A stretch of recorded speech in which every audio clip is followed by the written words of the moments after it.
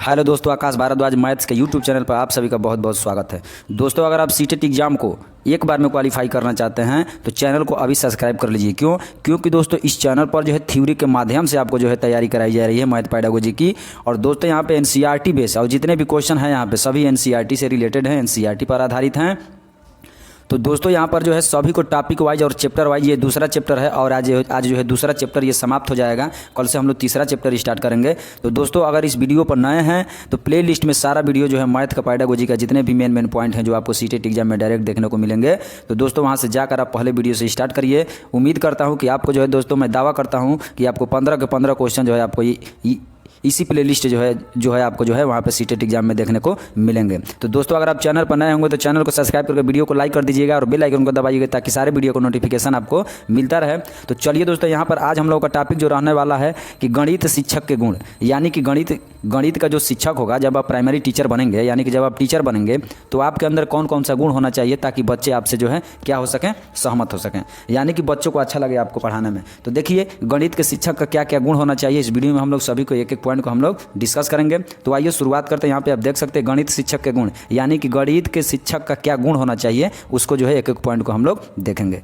तो आइए शुरुआत करते हैं। देख सकते हैं यहाँ पर अधिगम की प्रक्रिया में, यानी कि जब आप बच्चों को सिखा रहे हैं, शिक्षक एक सुगम करता, यानी कि शिक्षक जो है एक आसान माध्यम से सिखाना है, यानी आसानी से सिखा सके बच्चों को।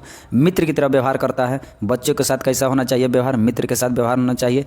दार्शनिक एवं परामर्शक है, यानी कि अधिगम प्रक्रिया में शिक्षक एक सुगम करता है, मित्र, दार्शनिक एवं परामर्शक है। यानी कि जब सिखाएंगे बच्चों को, सिखाने की प्रक्रिया में एक बच्चों को आप आसानी से सिखा दीजिए ताकि बच्चों को सीखने में सुगमता प्राप्त हो, यानी आसानी से बच्चे सीख सके।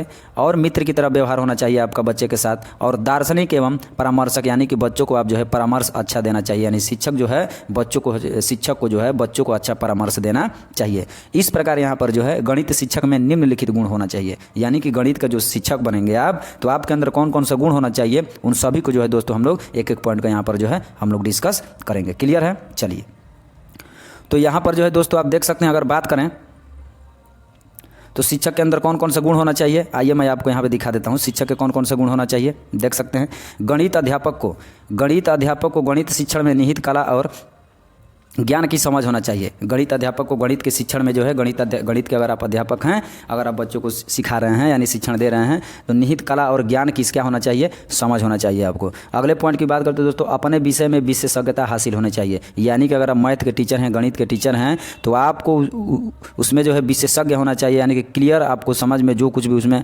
पाठ्य वस्तु दिया गया है सब कुछ आपको क्लियर होना चाहिए। क्लियर है? आगे बात करते हैं अपने विषय पर समुचित पकड़ होना चाहिए, यानी कि अगर आप गणित के टीचर हैं तो मैथ पर जो है आपकी पूरी तरह से क्या होनी चाहिए, पकड़ होनी चाहिए। क्लियर है? चलिए अगले पॉइंट की दोस्तों अगर हम बात करें तो आगे अगर बात करें कि ये जो है सभी आपके गुण है टीचर के, ये सभी गुण है, ये गुण जो है टीचर में क्या होना चाहिए, होना चाहिए। क्लियर है? चलिए आगे बात करते हैं दोस्तों, टीचर में कौन कौन से गुण होना चाहिए गणित के शिक्षक में। विद्यार्थियों को समझाने की समुचित योग्यता एवं कुशलता होनी चाहिए, यानी कि गणित का जो टीचर है उसको जो है बच्चों को क्या कर सके, आसानी से उसको जो है गणित सिखा सके, यानी कि समझने में बच्चों को क्या हो सके, आसानी हो सके, और कुशल होना चाहिए, आपके अंदर क्लियरिटी होना चाहिए। क्लियर है दोस्तों? चलिए आगे बात करते हैं दोस्तों, शिक्षक को गणित विषय के नवीनतम ज्ञान एवं स्वरूप से परिचित होना चाहिए, यानी कि गणित का जो भी विषय है उसके टीचर अगर हैं गणित के तो नवीनतम ज्ञान यानी नया जो भी ज्ञान है आपको प्राप्त है उन सभी को जो है बच्चों को आप अच्छे तरीके से क्या कराएंगे, अच्छे तरीके से परिचित कराएंगे। ये आपके अंदर गुण होना चाहिए। आगे बात करें दोस्तों, गणित के क्षेत्र में होने वाले अनुसंधान तथा नवाचारों से अवगत होना चाहिए, यानी कि जो भी गणित में नए नए अनुसंधान हो रहे हैं, प्रयोग हो रहे हैं, और नवाचार यानी कि नए नए प्रकार के जो भी उसमें जो है परिवर्तन हो रहे हैं, उन सभी चीज़ों से आपको जो है क्या होना चाहिए, आपको आना चाहिए कि क्या क्या अनुसंधान हुआ है, क्या क्या नई चीज़ इसमें विषय वस्तु में जोड़ा गया है। क्लियर है? चलिए आगे बात करें दोस्तों, तो क्या होना चाहिए, क्या गुण होना चाहिए टीचर में। शिक्षक का दृष्टिकोण सकारात्मक होना चाहिए, यानी कि शिक्षक का दृष्टिकोण है, देखने की क्षमता जो है क्या होनी चाहिए, सकारात्मक होनी चाहिए, एकदम क्लियर होना चाहिए। आगे बात करें तो दोस्तों गणित की प्रयोगशाला, गणित का जो भी प्रयोगशाला है वहाँ पर जो है कंप्यूटर तथा शैक्षिक तकनीकी लैब का ज्ञान होना चाहिए, यानी कि गणित का जो भी प्रयोगशाला है, जितने भी इंस्ट्रूमेंट रखे हुए हैं उसमें जानते हैं, जैसे ज्योमेट्री बॉक्स हो गया, ज्योमेट्री बॉक्स में जितने भी इंस्ट्रूमेंट होते हैं, गोला प्रकार, चांदा, इन सभी चीज़ का जो है क्या होना चाहिए, आपको ज्ञान होना चाहिए। कंप्यूटर का भी ज्ञान होना चाहिए, और जो भी उसमें टेक्निकल शैक्षिक है, टेक्निकल इशू है, सभी चीज़ को जो है आपको जो है ज्ञान होना चाहिए। क्लियर है। चलिए अगले पॉइंट की बात करें दोस्तों, तो गणित विषय का सह संबंध छात्रों के दैनिक जीवन एवं अन्य विषयों से स्थापित करने का ज्ञान होना चाहिए। अगर आप गणित के टीचर हैं, शिक्षक हैं, तो जो भी उन छात्रों से गणित के विषय का जो भी संबंध, गणित से जो है छात्रों को जोड़िए, संबंध बनाइए उनका, और दैनिक जीवन में बच्चों को जो भी प्रयोग होने वाले हैं और अन्य विषय से भी स्थापित करने का आपको जो है ज्ञान होना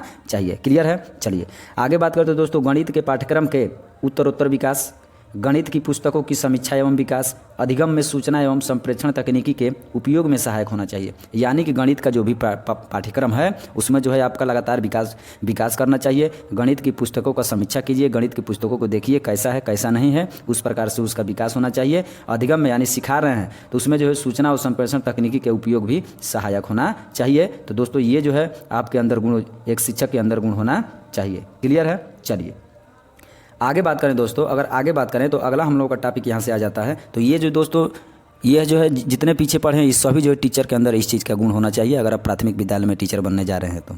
क्लियर है। चलिए अगला पॉइंट की अगर बात करें तो अगला पॉइंट हम लोगों का है दोस्तों शिक्षक गतिविधियाँ, यानी कि शिक्षक की कौन कौन सी गतिविधियाँ होना चाहिए। अब हम लोग इसके बारे में एक एक पॉइंट को अच्छे तरीके से हम लोग क्या करेंगे, डिस्कस करेंगे। तो दोस्तों अगर वीडियो आपके लिए हेल्पफुल होगा तो चैनल को सब्सक्राइब जरूर करिएगा और वीडियो को शेयर जरूर करिएगा। क्लियर है। चलिए तो दोस्तों शिक्षक की गतिविधियाँ क्या क्या होनी चाहिए, अब हम लोग उसके बारे में बहुत ही अच्छे तरीके से एक एक पॉइंट को डिस्कस करेंगे। तो आइए देखिए क्या क्या गतिविधियाँ होना चाहिए शिक्षक की। शिक्षक को ऐसी गतिविधियाँ करानी चाहिए जो छात्रों के वास्तविक जीवन को गणितीय अवधारणा के साथ क्या करे, जोड़े। यानी कि शिक्षक की ऐसी गतिविधि होना चाहिए जो छात्रों के वास्तविक जीवन और गणितीय अवधारणा के साथ छात्रों को क्या कर सके, जोड़ सके। क्या कर सके, जोड़ सके। आगे बात करें दोस्तों, गतिविधियां ऐसी हों जो संख्या पैटर्न और आकृतियों के बीच संबंधों की पहचान कर सके।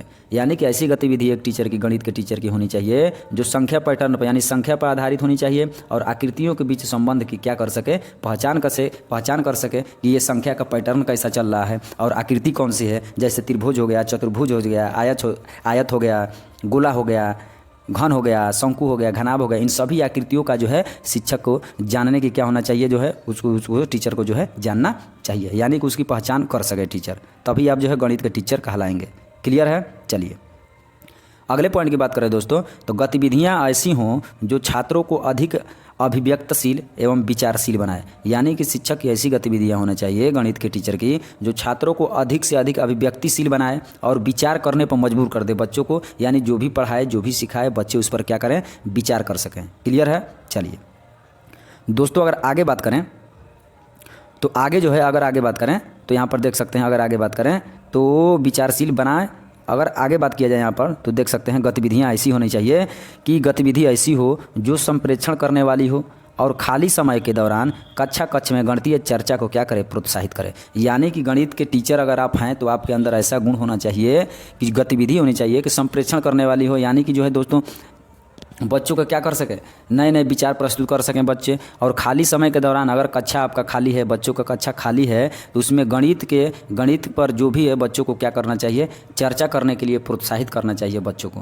क्लियर है। चलिए आगे बात करें तो एक दूसरे से सीखने के लिए भिन्न भिन्न क्षमताओं वाले छात्रों को समूहित करना चाहिए। यानी कि बच्चों को यह सिखाना चाहिए कि बच्चे जो है एक साथ मिलकर एक दूसरे से सीखें, पूछ कर सीखें कि ये क्या चीज़ है, ये क्या चीज़ है।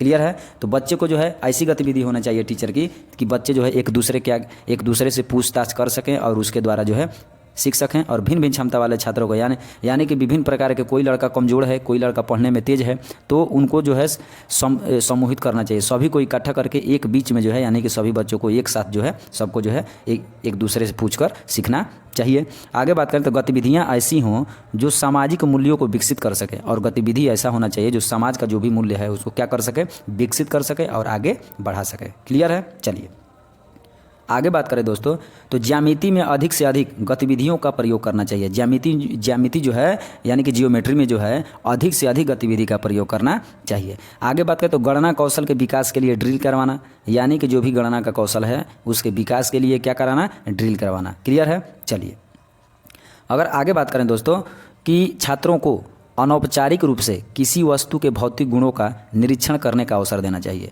यानी कि छात्र को जो है अनौपचारिक रूप से जो भी विषय का भौतिक गुण है उससे जो है बच्चों को क्या क्या कहना चाहिए कि बच्चे जो है इसको जो है इनके जो भी भौतिक गुण हैं उनको जो है छात्र क्या कर सकें, निरीक्षण करने का जो है बच्चों को अवसर दे सकें, ताकि बच्चे जो है उसका निरीक्षण कर सकें। क्लियर है? अनौपचारिक रूप से। क्लियर है दोस्तों? तो दोस्तों आज का हम लोगों का चैप्टर 2 जो है यानी कि चैप्टर 2 जो है समाप्त होता है। हमको उम्मीद है कि चैप्टर 2 आपको बहुत ही अच्छे तरीके से समझ में आया होगा और बिल्कुल ही दोस्तों थ्योरी के माध्यम से यानी सिलेक्शन आपका यहीं से होने वाला है। इस बात को आप गांठ बांध लीजिए, क्योंकि सीटेट एग्जाम में दोस्तों एनसीईआरटी से ही एनसीईआरटी पर आधारित जितने क्वेश्चन होते हैं मेन क्वेश्चन थ्योरी से ही आते हैं। क्लियर है? तो दोस्तों अगर वीडियो अच्छी लगी होगी तो वीडियो को लाइक कर दीजिएगा और चैनल को सब्सक्राइब कर दीजिएगा और बेल आइकन को दबा दीजिएगा ताकि सारे वीडियो का नोटिफिकेशन आपको मिलता रहे। तो दोस्तों अगले वीडियो में हम लोग मिलेंगे चैप्टर 3 के साथ, यानी कि चैप्टर 3 आपका कौन सा रहने वाला है उसके बारे में हम लोग चैप्टर 3 को बहुत ही अच्छे तरीके से डिस्कस करेंगे, एक एक पॉइंट को थ्योरी के माध्यम से। तो दोस्तों अगर आप चैनल पर नए हैं तो प्ले लिस्ट में सारा वीडियो पड़ा हुआ है। आप जो है सीटेट को एक बार में क्वालिफाई करना चाहते हैं तो प्ले लिस्ट का जो है जाइए और चैप्टर 1 का जो है चैप्टर 1 से स्टार्ट करिए। चैप्टर 1 और चैप्टर 2 जो है यहाँ पे समाप्त हो गया है, चैप्टर 3 हम लोगों का जो है स्टार्ट होगा। तो दोस्तों चलिए मिलते हैं फिर से नेक्स्ट वीडियो में। तब तक के लिए जय हिंद, जय भारत।